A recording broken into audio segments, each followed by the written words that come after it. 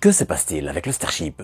On l'a vu, les 4 derniers exemplaires ont tous fini par exploser en vol ou au sol. Du coup, ce que je vous propose aujourd'hui, c'est de revenir ensemble sur ces explosions, leurs raisons, et tenter d'un peu mieux comprendre la situation actuelle avant le 10e vol qui est désormais imminent. Avant ça, si vous avez envie de regarder la Lune, les étoiles ou encore d'autres, vous pouvez toujours faire un tour sur Astroshop via le lien en description pour trouver du matériel astro, des peluches en forme de planètes, des météorites issues de Mars et de la Lune et encore d'autres. Et vous pouvez aussi vous abonner pour ne rien manquer de ce qui va suivre. Allez, sur ce, reparlons du Starship. Parce que normalement, le Starship redécollera ce lundi à 1h30 du matin.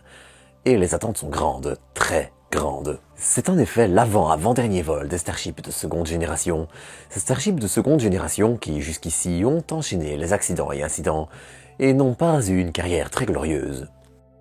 Alors j'en ai déjà souvent parlé plus en détail, mais en une phrase, les Starship V2, ce sont des Starships qui emportent plus de carburant et à la structure, au bouclier thermique et aux ailerons revus et améliorés.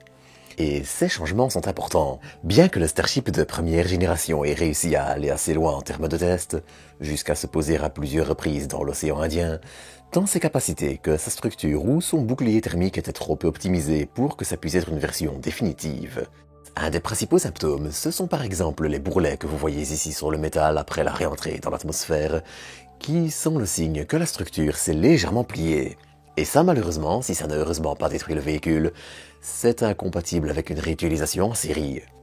Il fallait alors passer à une nouvelle génération, et cette génération, elle a commencé à voler lors du 7e vol en janvier 2025. Mais seulement 7 minutes après le lancement, les choses ont pris une autre tournure.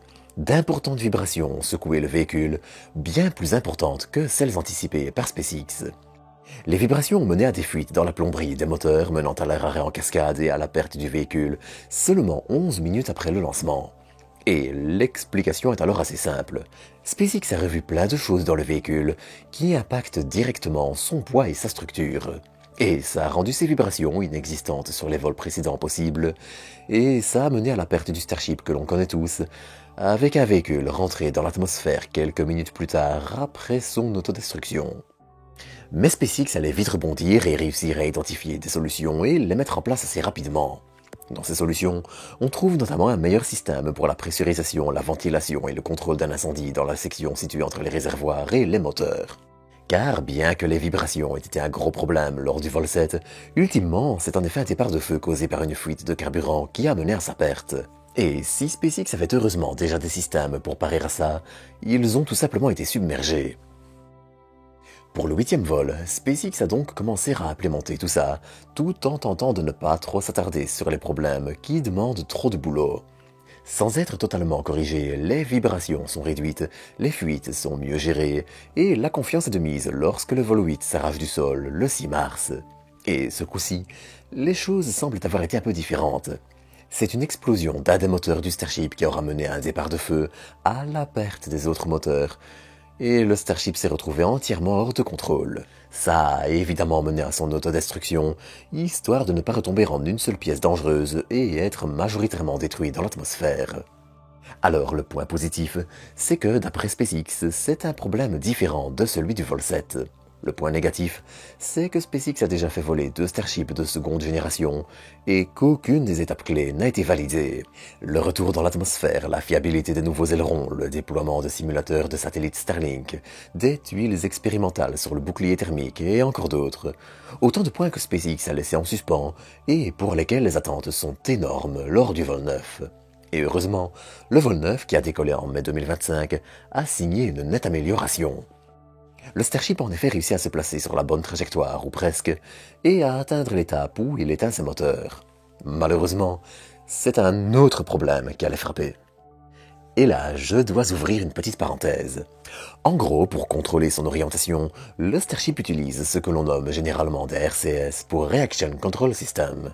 Et c'est là que se situe la parenthèse. En fait, les moteurs fusées, ça fonctionne comme un ballon.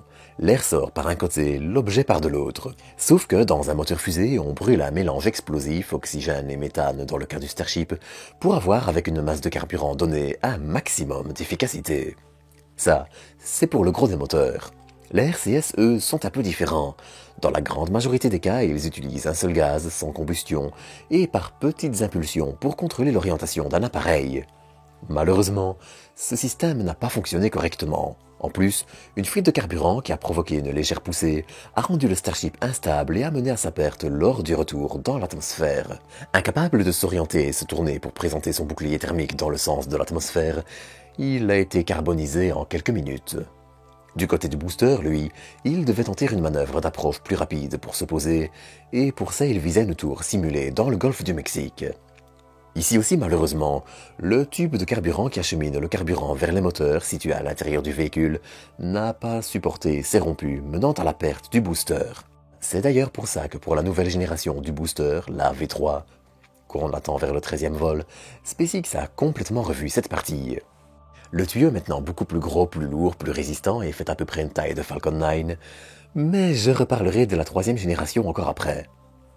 Parce qu'après ça, mi-juin, on a vu le Starship 36 exploser lors d'un essai au sol, alors qu'il était à quelques semaines de voler pour le 10e vol. Ici, c'est la gestion des réservoirs d'azote qui a été pointée du doigt. Les réservoirs d'azote servent à pressuriser les réservoirs de carburant normaux, et ils auraient apparemment été mal stockés et installés, menant à l'issue que l'on connaît tous. D'ailleurs, le problème avait été reporté en interne il y a déjà un an, sans que SpaceX ne réagisse. Mais bref. Ce que l'on constate, c'est que sur les Starship V2, eh bien, les causes des échecs sont multiples. Vibrations, fuites à la chaîne et autres sont malheureusement légion. Et quand on compare à une première génération qui a eu ses heures difficiles, mais qui a fonctionné de mieux en mieux à chaque vol, eh bien, ça donne envie de se poser des questions, et ça donne un peu l'impression d'un retour en arrière. Le problème, c'est qu'il y a probablement plusieurs facteurs qui entrent en jeu. Déjà, on sait que la direction de SpaceX pousse pour enchaîner rapidement les vols, et malheureusement, ça rend parfois la détection de problèmes atypiques assez difficile. Ensuite, la seconde génération s'apparente par moments plus à un tout nouveau Starship qu'à une continuation depuis la première version. Ça oblige probablement l'entreprise à réapprendre beaucoup de choses sur le véhicule, sa résistance, sa structure. Et disons-le, l'approche de SpaceX, qui consiste à tout tester d'un coup en mode ça passe ou ça casse, sans mener assez de tests et simulations au sol parfois malheureusement, fait clairement partie des raisons pour lesquelles la perte de ces véhicules a eu lieu. Attention, ce n'est pas non plus un drame, ce n'est ni un mauvais choix ni la solution idéale, juste l'approche choisie par l'entreprise qui montre malheureusement parfois aussi ses limites. Et donc, eh bien, ça rend difficile de faire un pronostic sur si le 10e vol sera réussi ou pas. En revanche, on voit quand même que SpaceX a fait un peu mieux depuis le vol 9, et espérer le voir survivre à un retour dans l'atmosphère n'est pas illusoire. Mais en attendant, des mots même de SpaceX et Elon Musk, la seconde génération du Starship va de toute façon bientôt s'arrêter, et l'objectif est juste d'en tirer un maximum de données sans grands espoirs.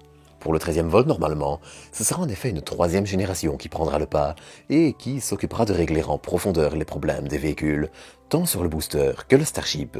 D'ailleurs, du côté du booster, il passera de 4 à 3 ailerons grillés et comme les plans originaux le voulaient, il se posera directement sur les ailerons attrapés par les bras de la tour de lancement.